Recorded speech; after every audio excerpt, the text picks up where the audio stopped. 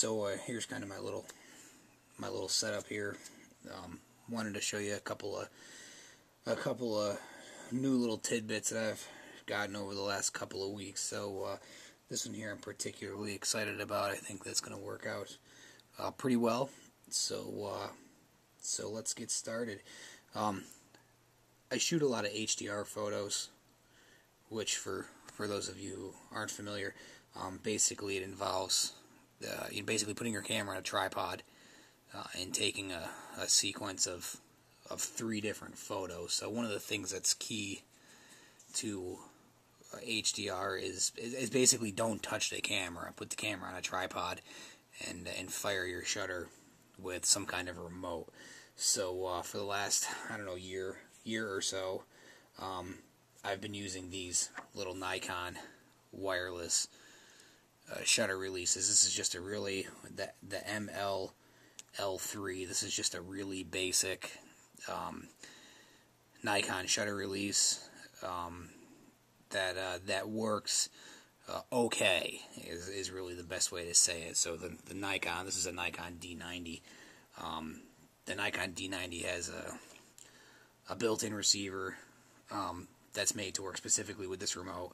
The downfall here is that the range of this remote is really pretty limited. I think even via the Nikon specs, it's like 12 to 15 feet, but I find a lot of times that I actually have to be pretty much right on top of the camera for this to really be effective. And plus, these things are tiny. I washed this thing like a half a dozen times. They really don't have a very good shelf life. Not necessarily by design, but nonetheless.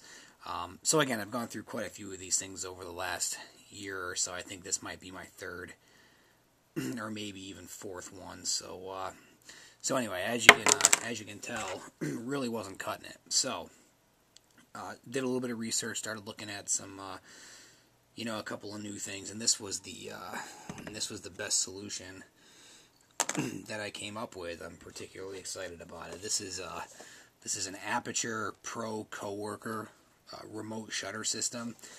Super excited about it. I've been using it now for I don't know, about a week, I guess, and it seems to be working really well. Obviously, it's not in the package anymore. I have it sitting right here. But this is, I don't know, like 18 to maybe $35 on Amazon, depending on what camera you have. And it really works pretty well. So I'll show you the deal here. So basically, this unit involves 3 pieces. It's your onboard receiver, your remote, and then of course your cord. So it's actually 2 remotes in one, which is really awesome. So I'll kind of show you how it works here. One of the things that's super unique about this, well, I shouldn't say super unique, certainly not the only one out there, but it's actually a radio remote.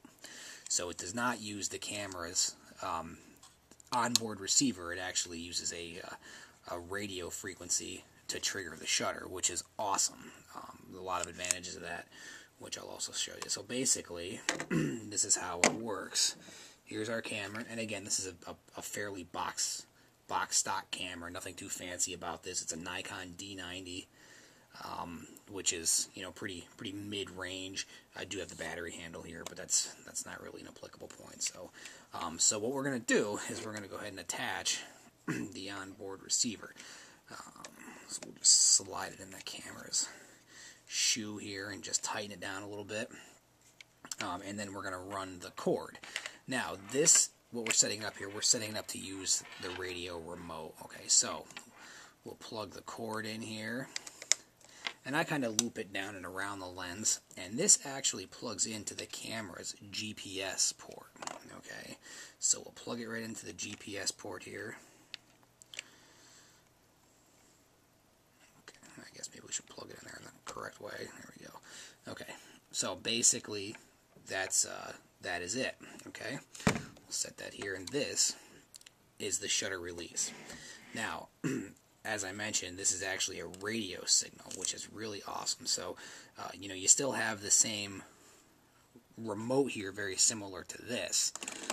But the signal here is about 150 feet that this can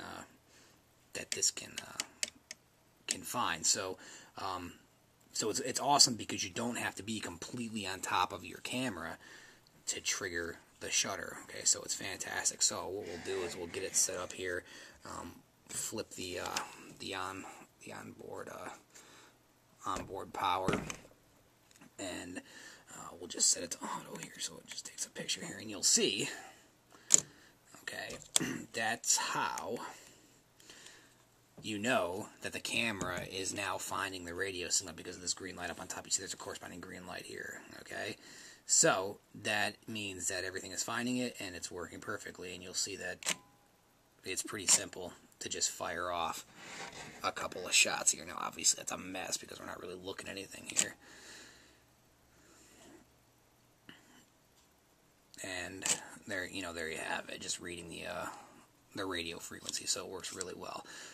There is you do have to select a channel when you first set it up. The channel for the onboard receiver is located way up in here.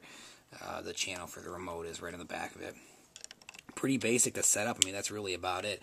One of the things that's a little bit unique that I didn't realize right off the top, which I probably would have if I read the instructions, but because this uses the camera's onboard GPS, it does not use the camera's built-in sensor for what we used to use this for. So you actually still leave the camera on single shutter. You do not put it on the remote setting. So so that's perfect. Okay, so that's how the radio remote works. Okay, so same problem though. What if we lose this? Okay, well, this gets washed a million times. This is going to get lost, no problem. Okay, so what we do then is we just pop this off, and now there is also a shutter release built right in here. So now we have a corded release as well. So it's really a 2-for-1 shot, and it works fantastically. I'm really excited about it. It's worked really well, and I haven't really had any problems. I think that some of the areas that it'll work particularly well at is long exposures where maybe you're out kind of walking around and you don't necessarily want to be right on top of the camera because of the extensive range of this has. You can you can fire your shutter. If you're in bulb setting, you can close the shutter from quite a distance, and without really a problem. If you're into long exposures, you just have your camera sitting outside. You could actually fire this thing from inside your house, which I know is probably not necessarily the most applicable thing to be doing. But nonetheless, it works. Self-portraits, I think, is another cool area, or family portraits where you're in the portrait. You can just fire this thing from your pocket, and nobody would ever know. So it seems to work really well. I'm really excited about it, and hopefully that shows you a little something. So that's the quick little video for the day, and there you have it. So, see you later.